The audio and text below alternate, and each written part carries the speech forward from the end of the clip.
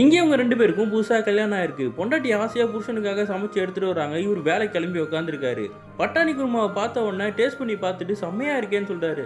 எங்க ஊர்ல ஃபுல்லா பட்டாணி தான் நான் விதவிதமா செய்வேன். என்ன சில பேர் பட்டாணி பைத்தியன்னே கூட சொல்லுவாங்க. உங்களுக்கு பிடிக்குமான்னு கேட்டா, அவரும் எனக்கு ரொம்ப பிடிக்குமே, நானும் பட்டாணி தான் சாப்பிடுவேன்னு சொல்லியிருக்காரு. அன்னைக்கு ஆஃபீஸுக்கு போகும்போது ஆஃபீஸில் இருக்கவங்கலாம் கேட்குறாங்க, உன் ஒய்ஃப் நிறைய விதவிதமாக சமைப்பாங்கல்ல, நீ போய் என்ஜாய் பண்ணுன்னு சொல்லிட்டு. ஈவினிங் அங்கே போனால் மறுபடியும் பட்டாணியை வச்சு சாப்பாடு செஞ்சு வச்சுருக்காங்க. ஏம்மா இது செஞ்சேன்னா, காய்கறியே இல்லைங்க, உங்களை வாங்கிட்டு வர சொன்னேன் மறந்துட்டீங்களான்னு கேட்டால் சாரிம்மான்னு சொல்கிறாரு. அடுத்த நாளும் பட்டாணியை வச்சு தான் டிஷ்ஷு செஞ்சு ஆஃபீஸுக்கு கொடுத்து விட்ருப்பா. இதை பார்த்துட்டு சரி ஓகேன்னு சொல்லி விட்டுடுறாரு. வீட்டுக்கு போனாலும் பட்டாணியாக தான் இருக்குது. சரி நான்வெஜ் செய்யுன்னு சொன்னாலும் பட்டாணியை வச்சு தான் நான்வெஜ் செய்கிறாங்க. இது போக ஊர்லேருந்து வேற ஒரு மூட்டை ஃபுல்லாக பட்டாணி வந்திருக்கு. இவர் என்னடா பண்ணுறதுன்னு யோசிச்சுட்டு இருக்காரு. ஒரு சர்ப்ரைஸ்ன்னு சொல்கிறாங்க. என்னன்னு பார்த்தா பட்டாணியை வச்சே கட்லெட் செஞ்சு எடுத்துகிட்டு வந்திருக்காங்க. ஏன்னா இவங்க ஒரு புக்கு வச்சுருப்பாங்க, பட்டாணியை வச்சு எத்தனை டிஷ் செய்யலாம்னு சொல்லிட்டு. அதை எடுத்து இவர் ஒழிச்சு வச்சிருப்பாரு. அதனால இப்போ இவங்க க்ரியேட்டிவாக யோசிக்க ஆரம்பிச்சிட்டாங்க.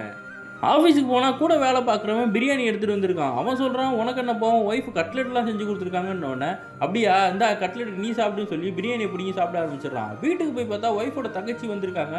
அன்னைக்குன்னு பார்த்து பன்னீர் செஞ்சுருக்காங்க. இப்போ தான் தெரிஞ்சுக்கிறான் அவன், வீட்டுக்கு யாராவது சொந்தக்காரங்க வந்து கேட்டால் மட்டும் டிஃப்ரெண்ட் டிஷ் செய்கிறான்னு சொல்லிட்டு.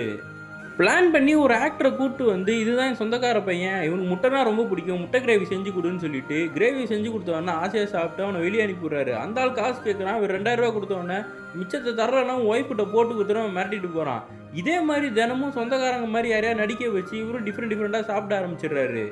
ஒரு நாள் இந்த ஆக்டரை அவங்க ஒய்ஃப் ரோட்டில் பார்த்துடுறாங்க. என்னை மறந்துட்டீங்களான்னு கேட்டால், நான் வந்து உங்கள் சொந்தக்காரங்களே கிடையாது, உங்கள் புருஷனுக்கு பட்டாணினா சுத்தமாக பிடிக்காது, வேறு டிஷ் சாப்பிட்றதுக்காக தான் நடிகைக்கு கூப்பிட்டு வந்தான், காசு கூட முழுசாக தரல அப்படின்ன உடனே, ஏன்டா என்னை ஏமாத்தான்னு கன்னத்துலேயே அறிஞ்சிட்டு வீட்டுக்கு போயிடுறாங்க. இப்போ புருஷன் நைட்டு வரும்போது மறுபடியும் பட்டாணியை சமைச்சு வச்சுருக்காங்க. அவன் டென்ஷன் ஆயிடுறான்.